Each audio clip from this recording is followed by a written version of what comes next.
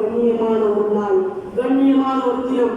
நேரான கண்ணியத்துக்குரிய பெரியார்களே, சகோதரர்களே, இன்னும் நபி ஸல்லல்லாஹு அலைஹி வஸல்லம் இந்த அரஃபாவுடைய தினத்திற்கு சிறப்பை பற்றி கூறினார்கள். இந்த அரஃபாவுடைய சிறப்பை நேரான கண்ணியத்துக்குரிய பெரியார்களே, சகோதரர்களே, ما من يوم أكثر أن يعتق الله فيه عبدا من النار من يوم عرفة. நபி ஸல்லல்லாஹு அலைஹி வஸல்லம் சொன்னார்கள், இந்த அரஃபாவுடைய நாளில் நரகத்துக்கென்றே கட்டாயமாக்கப்பட்ட சில அடியார்களை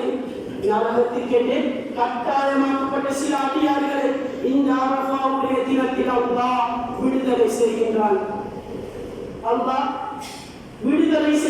நரகத்துக்கு கட்டாயமானவர்கள் இவர்கள், நரகத்தில் தான் உரித்தானவர்கள் என்று இருந்த சிலரை அல்லாஹ் இந்த அரஃபாவுடைய தினத்தில் விடுதலை செய்கின்றார். அவ்வளவு கண்ணியமான ஒரு நாளை நாம் இன்னும் ஓரிரண்டு நாட்களில் அடைய இருக்கின்றோம்.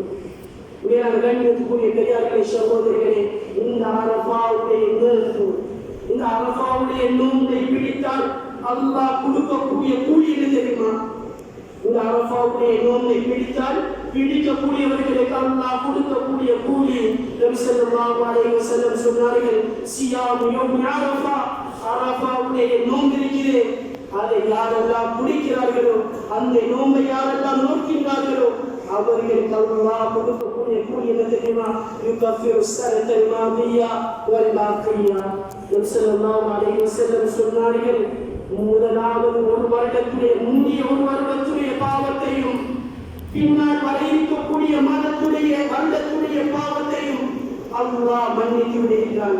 2 வருடத்துடைய பாவத்தை அல்லாஹ் மன்னிக்கிறான். ஒரு நோன்பு அரஃபாவுடைய நோன்பு.